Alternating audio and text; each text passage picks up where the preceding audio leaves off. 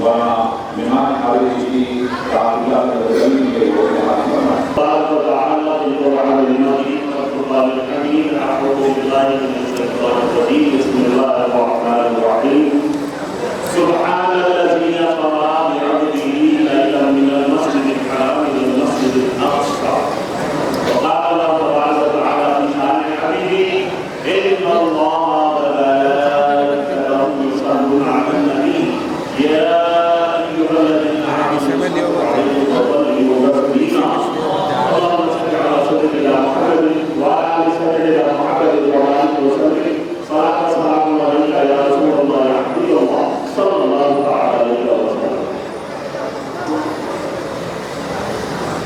محترم صدر الكرام معزز علماء کرام اور میزبان جلسہ حضرت العلامہ مولانا عبدالحمید رحمانی صاحب اللہ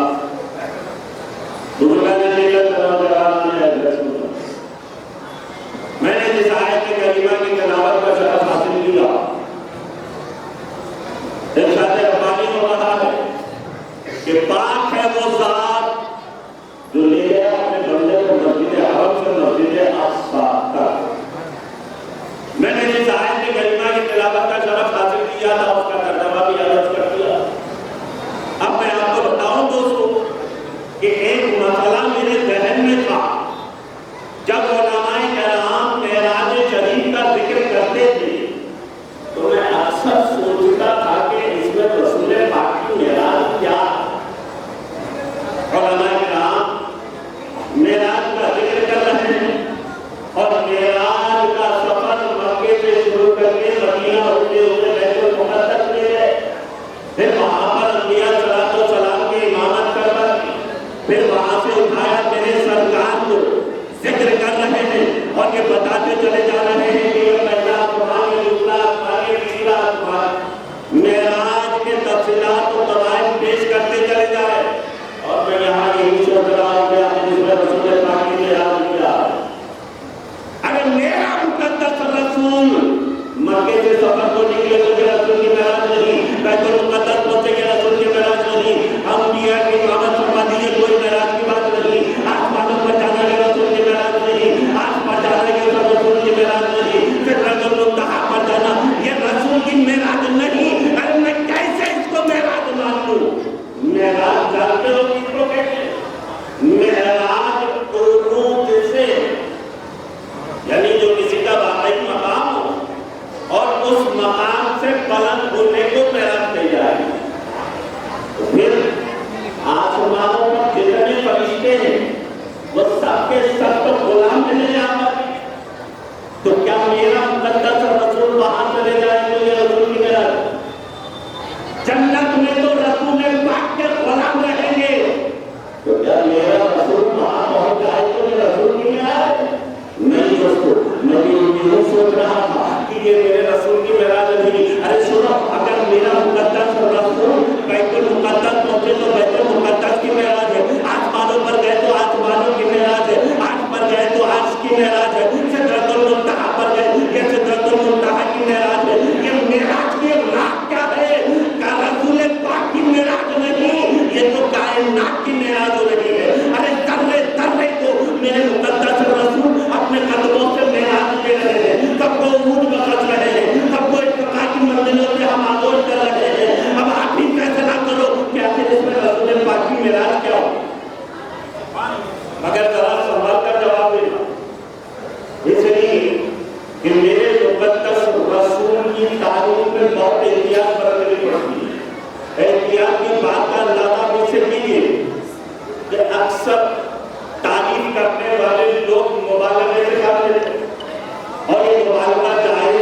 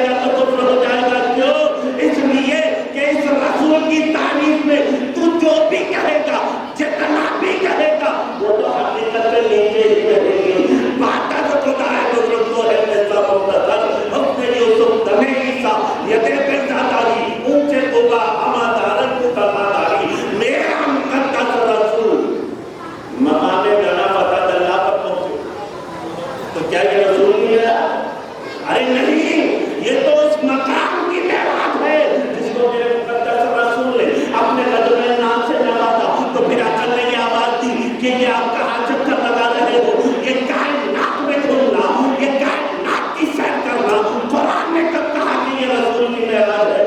قرآن تو یہی کہتا ہے یہ تو بندے کی سیر ہے۔ سبحان الذی اسریٰ بعبدہ، پاک ہے وہ ذات جس نے سیر کروائی اپنے بندے کو، جو لے گیا اپنے بندے کو۔ معراج کائنات کی اور سیر بندے کی، تو پھر رسول کی معراج کیا ہے؟ اب آؤ سنو، میں آپ کو بتاتا چلوں کہ رسول کی معراج کہاں پہ شروع ہو رہی۔ میرے مقدس رسول کی معراج صفت الہیہ سے شروع ہو۔ یہ صفت الہیہ کا کیا مطلب؟ دیکھو، کبھی صفت الرحیم سے گزر رہے ہیں، کبھی صفت القادر سے گزر رہے ہیں، کبھی صفت الرحمن سے گزر رہے ہیں، کبھی صفت الکریم سے گزر رہے ہیں، ہر صفت سے گزر رہے ہیں، اور وہ کمال لے کر اتر رہے ہیں۔ صفت الرحیم سے گزرے تو رحیم بن گئے، صفت القادر سے گزرے تو قادر بن گئے، صفت المختار سے گزرے تو مختار بن گئے، صفت الرحمن سے گزرے تو رحمان بن گئے، صفت الکریم سے گزرے تو کریم بن گئے۔ ہر صفت سے گزر رہے ہیں اور مظہر الہیہ بن کر اتر رہے ہیں۔ یہ ہے میرے مقدس رسول کی حقیقی معراج۔ میں تفصیلات میں گئے بتا اختصار کے ساتھ اپنی تقریر کو سنے جو مجھے سکندرآباد میں بھی حاضری دی، اور یہاں اس لیے حاضری دے کہ دعا بھی آ جاتی ہے، اور جس پر دعا نہ چاہے دنیا لا کر دونوں کا لیا۔ تو یہاں مجھے ایک اور جانے والے بھی یاد آ گئے، حضرت کریم، وہ بھی تو گئے تھے دور پر، بڑا اللہ کا فضل ہوا تھا، بڑی رحمت برسی، مگر خود سے گئے۔ ایک بات یاد رکھ لیں، خود سے جانا اور ہے کسی کا بلانا ہو۔ حضرت کریم خود سے گئے تھے تو سواری کی ضرورت کیا تھی؟ لیکن جب رب تبارک و تعالیٰ اپنے حبیب کو بلایا تو جبریل کو حکم ہوا کہ جبرائیل کو ناش لے جاؤ۔ حضرت میکائیل بھی ہیں، ملک الموت بھی ہیں، حضرت میکائیل بھی ہیں، اور سارے کے سارے فرشتے بھی ہیں، اور پھر یہاں سے وہاں تک سیدنا جبرائیل علیہ السلام بھی ساتھ ہے، لیکن پھر پر جبریل نے بھی ساتھ چھوڑ دیا، کہا کہ یا رسول اللہ اب میں بال برابر بھی آگے نہیں بڑھ سکتا، اگر بال برابر بھی آگے بڑھ جاؤں تو تجلی کے سوچ سے میرے پر جل کر آگ ہو جائے۔ میں کہتا ہوں کہ یہ جبرائیل علیہ السلام عقل والے تھے، عشق والے اور ہوتے ہیں، عقل والے اور ہوتے ہیں۔ عشق والوں کی بات ہی عجیب ہوتی ہے، نرالی ہوتی ہے نا۔ جبرائیل عقل والے تھے، کاش کہ یہ عشق سے کام لیا ہوگا۔ مجھے یہاں پر یاد آتا ہے حضرت صفورہ، جب حضرت موسیٰ رب کی بارگاہ میں معاملہ کیا، الہ تعالی میں تجھے دیکھنا چاہتا ہوں، میں تیرا دیدار کرنا چاہتا ہوں۔ رب نے فرمایا کہ موسیٰ میرا دیدار سوائے اس یتیم کے جو میرا محبوب ہے کوئی اور کر نہیں سکتا۔ حضرت موسیٰ سجدہ کرنے لگے، رب نے فرمایا ٹھیک ہے، فلاں رات میں فلاں پہاڑ پر چلے جانا۔ حضرت موسیٰ علیہ السلام پہنچ گئے۔ علماء فرماتے ہیں کہ وہ رات ایسی رات تھی کہ کالی رات تھی اور پہاڑ بھی کالا تھا۔ رب تبارک و تعالیٰ اپنی تجلی کو ظاہر فرمایا۔ کتنی تجلی؟ علماء فرماتے ہیں کہ سوئی کے ناکے سے بھی باریک تجلی کو جب رب نے ظاہر فرمایا، علماء فرماتے ہیں کہ وہ تجلی کا یہ عالم تھا کہ وہ سیاہ رات میں، سیاہ پہاڑ پر، سیاہ چمٹی کی چال کو بھی دیکھیے۔ اتنی تجلی موسیٰ علیہ السلام تاب نہ لا سکے، بے ہوش ہو کر گر پڑے۔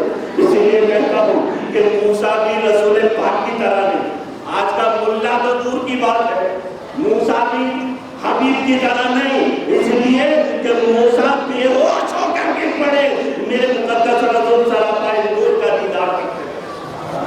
حضرت موسیٰ علیہ السلام بے ہوش ہو گئے، جب ہوش آیا تو اب ان کی بصارت کا یہ عالم کہ جس کسی کو دیکھتے وہ چور چور ہو جاتا، اگر کپڑے پر آنکھ لگاتے کپڑا ریشہ ریشہ ہو جاتا، پتھر کو دیکھتے تو پتھر چور چور ہو جاتا۔ حکم الہی ہوا کہ موسیٰ اب کسی عاشق کے پیراہن کا حجاب ڈالو۔ جب موسیٰ علیہ السلام حجاب ڈال کے پہنچے، آپ کی بیوی حضرت صفورہ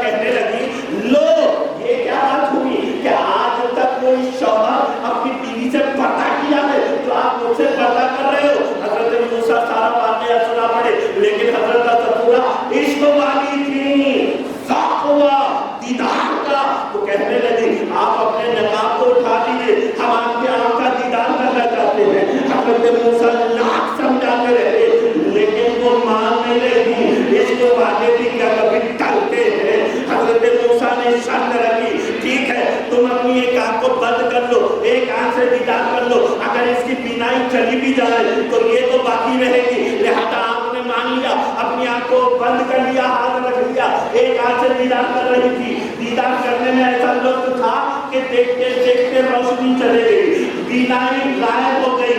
وہ لطف ایسا لطف تھا کہ بے خودی کے عالم میں حضرت صفورہ نے اپنی پہلی آنکھ کو کھول دیا اور دوسری آنکھ کو بند کر لیا. جس کی بینائی غائب تھی اس کو بند کر لیا, ہاتھ رکھ لیا, اب اس آنکھ سے دیدار کر رہی ہے. دیکھتے دیکھتے بینائی غائب, اس کو بند کیا, یہ آنکھ کھولا, بینائی لوٹ گئی اور اس سے دیدار کر رہی ہے. مطلب یہ کہ بینائی آ بھی رہی تھی, بینائی جا بھی رہی تھی, بینائی آ بھی رہی تھی, بینائی جا بھی رہی تھی. تو اس کو معلوم نے یہ ثابت کر دیا, ارے جو لینا چاہتا ہے وہ دینا بھی جانتا. حضرت جبریل رک گئے سے لگا تبارک نہیں. انشاءاللہ تعالیٰ پھر کبھی تقریر ہوگی اختصار کے ساتھ. جبریل رک گئے, کہا کہ یا رسول اللہ اب بات برابر بھی آگے نہیں بڑھ سکتا. تو پھر میرے مقدس رسول کو یہ کہنا چاہیے تھا, کہتے نہیں یہ تو مجھے سے برابر کیوں چھوڑ رہے ہو؟ اگر چھوڑنا ہی تھا تو مکے میں چھوڑ دیتے, مدینے میں چھوڑ دیتے, یہ سدرا پر کیوں چھوڑ رہے ہو؟ آگے کا راستہ میرا لکھا ہوا نہیں, میرا جانا پوجا نہیں ہے, یہ کہنا چاہیے تھا. لیکن نہیں, میرے مقدس رسول فرماتے ہیں کہ اب میرا نظر رکنے والا نہیں, میرا نظر رکنے والا نہیں. اب دیکھو میرے رسول کیا بتا رہے, کیا جبریل سن, جو تو یہاں تک آیا ہے نا ہمارے ساتھ, اس میں ضرور تیری ہی کوئی حاجت ہو سکتی ہے, ہماری تو کوئی حاجت نہیں. بتا اے جبریل تیری کوئی حاجت ہے جو میں رب کی بارگاہ میں پیش کروں. میرے تو ہاتھ پیر پھولنے لگے, کیونکہ میں یہ سوچ رہا تھا کہ یہ جبریل وہی تو جبریل ہے نا, یہ جبرائیل وہی تو ہے جو 1,24,000 انقریب انبیاء طلاق و طلاق سے ان کی حاجتیں پوچھتے اور رب کی بارگاہ میں پہنچاتے. جبریل کا تو یہی کام ہے نا کہ جبریل حاجتیں دریافت کرنا اور رب کی بارگاہ میں پہنچانا. لیکن دیکھو میرے مقدس رسول اسی جبریل سے سوال کر رہے ہیں کہ جبریل بتا تیری کوئی حاجت ہے جو میں رب کی بارگاہ میں پہنچاؤں.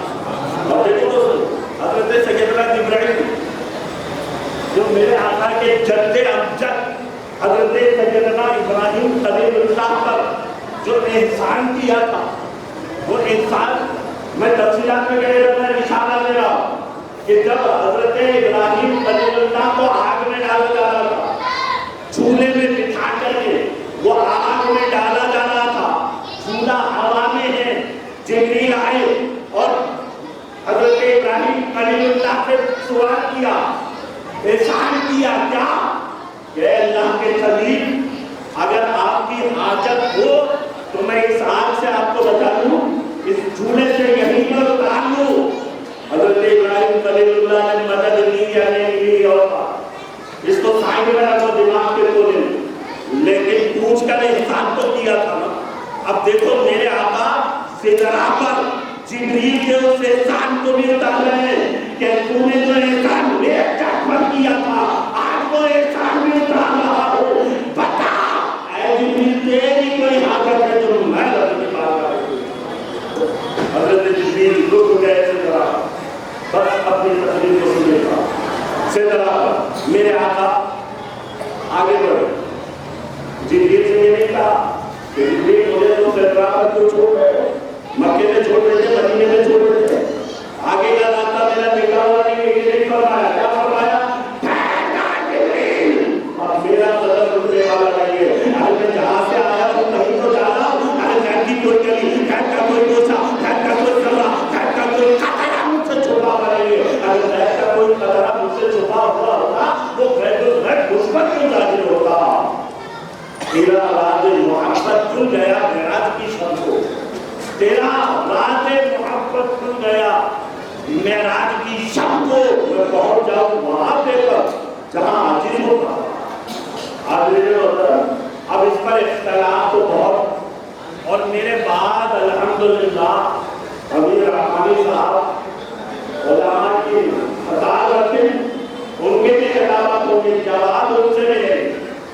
میں صرف اختصار کے ساتھ اتنا عرض کر دیا، لیکن آخری بات عرض کر رہا کہ یہ جو اختلاف ہے نا، بس ان کا جواب صرف 5 لفظوں میں دوں گا۔ جو معراج ہے نا، معراج، آپ ذرا اس کو لکھ لیجیے، ایک پیپر اور پین لیجیے، معراج لکھیے، کیا؟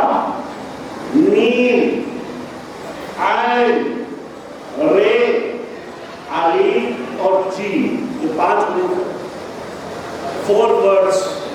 اچھا ان 5 حروف میں ہی میرا کا پورا خلاصہ ہو جائے۔ جیسے میم سے محمد صلی اللہ علیہ وسلم، عین سے عرش، رے سے رات، الف سے اللہ، جیم سے جبریل و جسم۔